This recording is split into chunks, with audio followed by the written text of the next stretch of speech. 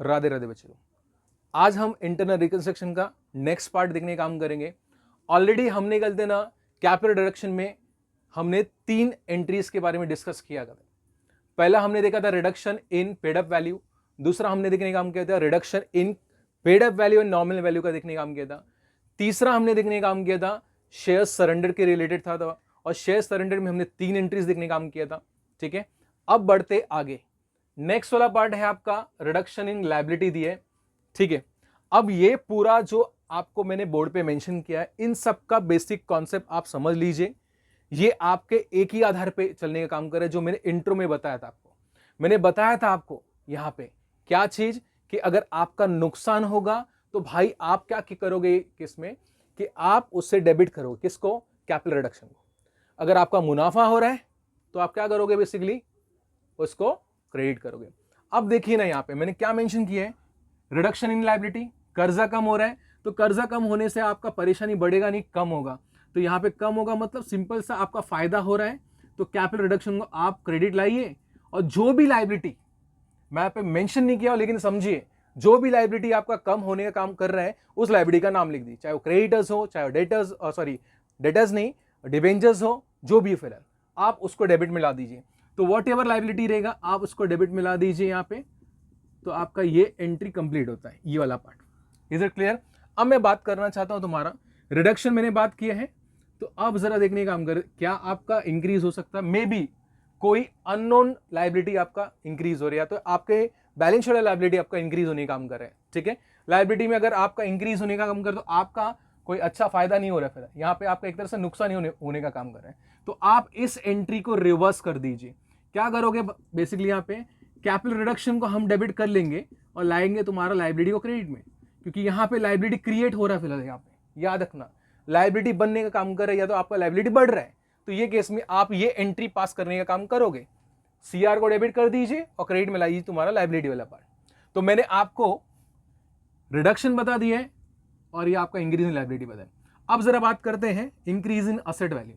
देखिए, अगर आपका कोई असेट्स बढ़ रहा है तो आपके लिए अच्छा ही है। फिर अगर अच्छा है तो आप समझिए इस चीज के लिए क्या करने का काम करना है आपको कि कैपिटल रिडक्शन आप क्रेडिट में लाइए और जो असेट्स आपका बढ़ रहे हैं उसको आप डेबिट कर दीजिए। ठीक है, समझ में आ रहा है आपको? यहां पे अंडरस्टैंड करने का काम करना कि असेट्स का वैल्यू बढ़ेगा तो भाई असेट्स को आप डेबिट कर दीजिए और फायदा हो रहा है यार, क्रेडिट कर दीजिए कैपिटल रिडक्शन को। ठीक, और इसका अपोजिट आपका कौन सा चलने का काम करेगा? इसका अपोजिट आपका ये चलेगा, डिक्रीज हो रहा है एसेट के वैल्यू में।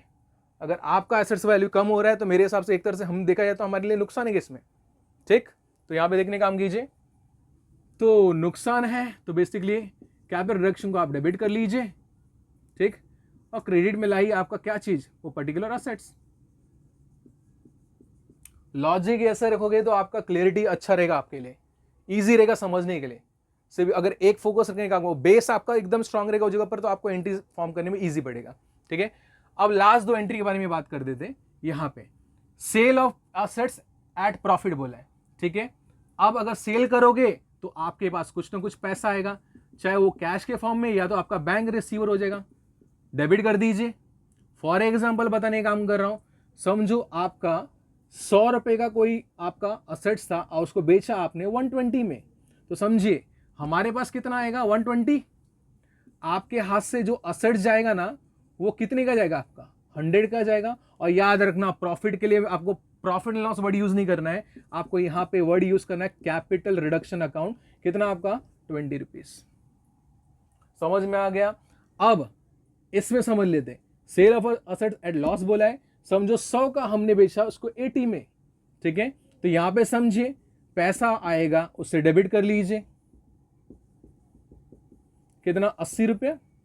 लॉस हो रहा है तो इसको डेबिट कर दीजिए कैपिटल रिडक्शन को, कितना? 20। और असेट्स तो आपका 100 रुपीज का जाने का काम कर रहा है। ठीक है, इज इट क्लियर? तो यहां पे हमने देख लिया है, यहां पे कुछ एंट्रीज मैंने स्पेसिफिकली लेने का काम किया है। सम्स में देखने का काम करेंगे, किस तरह से वर्क करने का काम करेगा। ठीक है, और एक और चीज याद रखने का काम करना, कैपिटल रिडक्शन आप क्लोज करोगे ना, आपको देखने मिलेगा कि क्रेडिट बैलेंस है आपका और बैलेंस आपका डेबिट में आने का काम करेगा।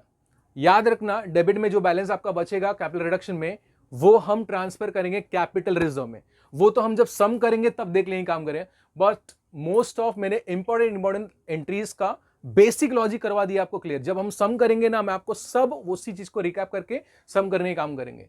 Is it clear? Hope so आपको ये मेरा वीडियो अच्छा लगा हो। Thank you. राधे राधे।